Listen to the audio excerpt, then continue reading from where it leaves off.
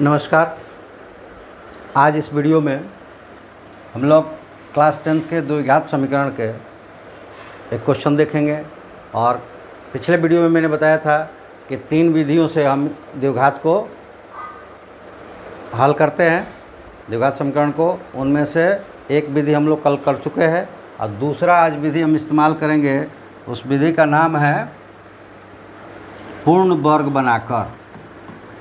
पूर्ण वर्ग बनाकर, पूर्ण वर्ग बनाकर आज हम समीकरण का हल निकालेंगे।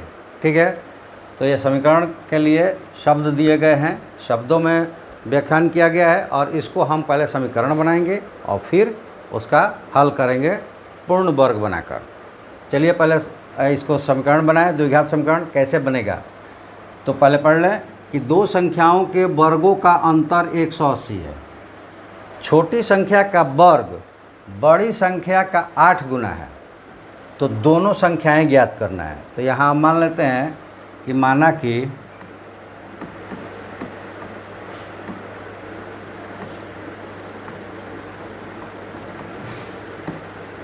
बड़ी संख्या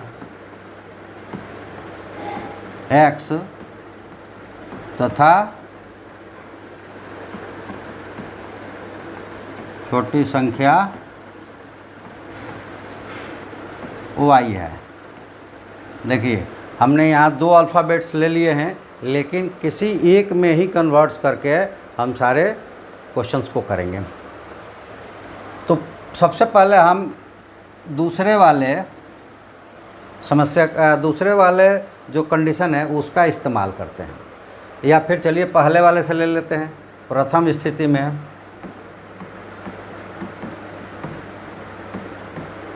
प्रथम स्थिति क्या कहता है? दो संख्याओं का वर्गों का अंतर 180 है। क्या हो जाएगा? x² - y² is equal to 180। पहला बन गया, पहला बना लिया। ठीक है, अब आते हैं दूसरी स्थिति में।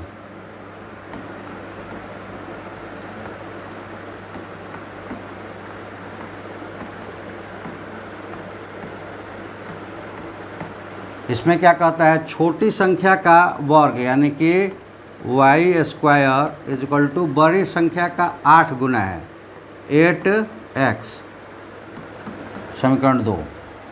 अब यहाँ पे हमको किसी एक में कन्वर्ट करना है, या तो x में करेंगे या y में करेंगे। तो देखिए x में करना आसान है क्योंकि y² का डायरेक्ट वैल्यू लिख देंगे 8x। तो यहाँ लिख देते हैं कि समीकरण 2 से y² का मान समीकरण 1 में रखने पर क्या हो जाएगा? ये देखिए y² is equal to 8x हो जाएगा। तो यहाँ मिल जाएगा हमें x² माइनस 8x और इसको भी 180। ये समीकरण तीसरा हो गया, जो कि हमारा अब एक चर में द्विघात समीकरण बन चुका है। अब इसी को हम पूर्ण वर्ग बनाएंगे। वो देखिए कैसे बनेगा।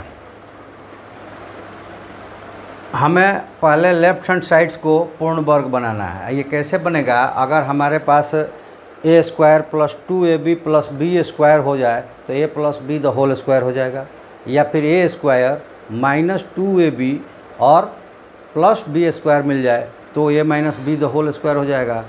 इसको हम लोग करने के लिए देखिए यहाँ पे क्या दिया है? x²। तो a² मिल गया।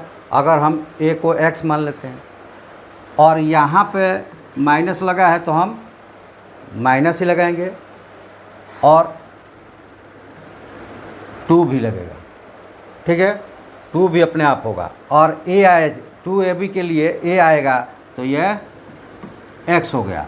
अब 2x आ गया, यहाँ पे है 8x। अब इसमें क्या मल्टीप्लाइड करें कि 8x हो जाए? तो यहाँ पे हम मल्टीप्लाइड कर सकते हैं 4। ठीक है, तो 8x हो गया। तो यहाँ पे हमको मिल गया a² - 2ab और चाहिए क्या? बी स्क्वायर, वो है नहीं, हम यहाँ से बना लेंगे। ये हो गया 4 the whole square, b square हो गया। अब देखिए ये पूर्ण वर्ग बन गया। लेकिन ये जो हमने लिया है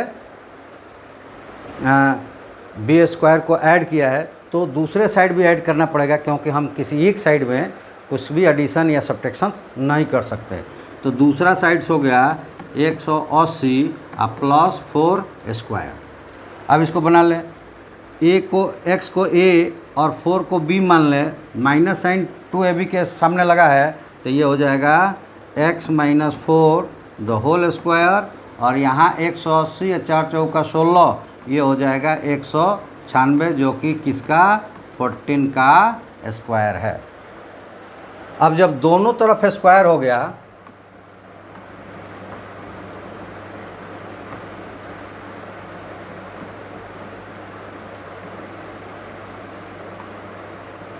दोनों तरफ स्क्वायर हो गया है, तो इसमें अब क्या करेंगे, आप दोनों तरफ स्क्वायर रूट ले लेंगे।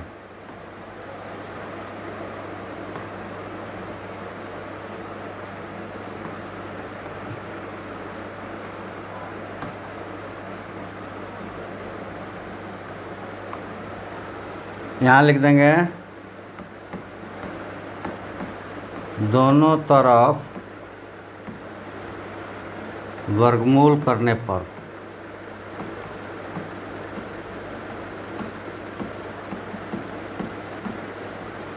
दोनों तरफ वर्गमूल करने पर देखिए लेफ्ट हैंड साइड कोई एक साइड जो होगा वो प्लस माइनस में आएगा, एक साइड जिधर अल्फ़ाबेट्स होंगे उधर नहीं आएगा। तो ये हो जाएगा, इसका स्क्वायर रूट करेंगे तो x माइनस 4, लेफ़्ट का स्क्वायर करेंगे तो केवल स्क्वायर रूट हट जाएगा, लेकिन राइट का स्क्वायर करेंगे, स्क्वायर रूट करेंगे तो ये आएगा प्लस माइनस 14। यहाँ से हमें क्या मिला कि या तो ये होगा x minus 4 is equal to 14, या फिर ये होगा x minus 4 is equal to minus 14।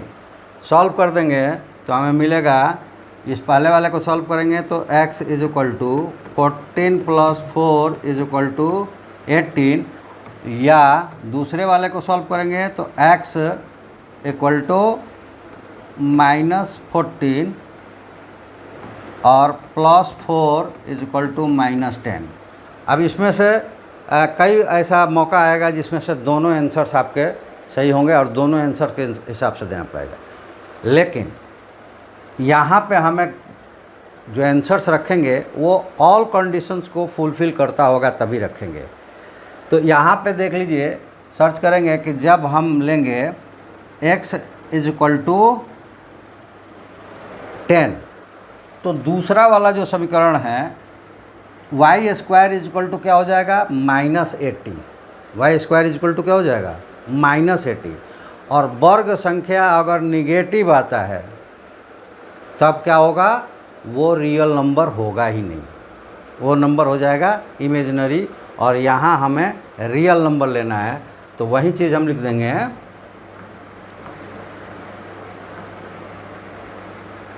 कि चूँकि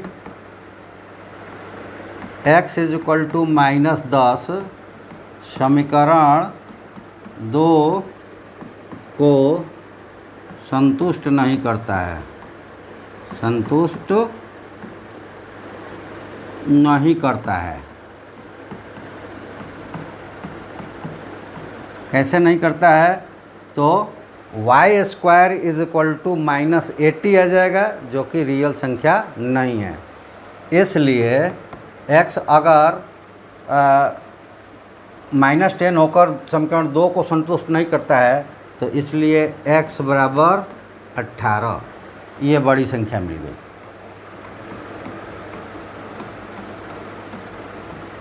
बड़ी संख्या ये हो गई। और अब इसको ले लेंगे कि किसी एक में रख देंगे, तो समीकरण 2 में x का मान रखने पे अब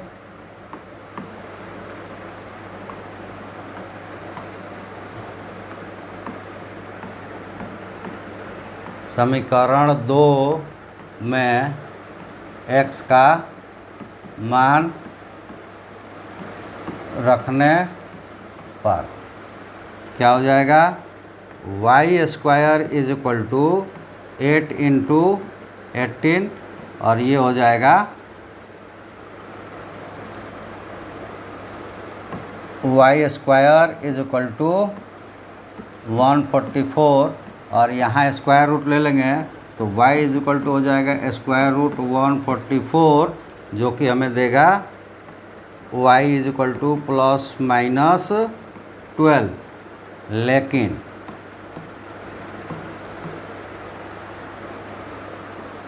लेकिन y not equal to minus 12 क्योंकि माइनस वाले टर्म्स को पहले ही वो खारिज कर दिया गया है, उसको नेग्लेक्ट कर दिया गया है, इसलिए y इज इक्वल टू क्या हो जाएगा, केवल प्लस 12। और इस तरह से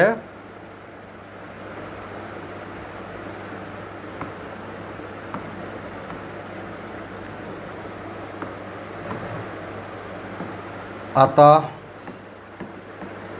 संख्याएं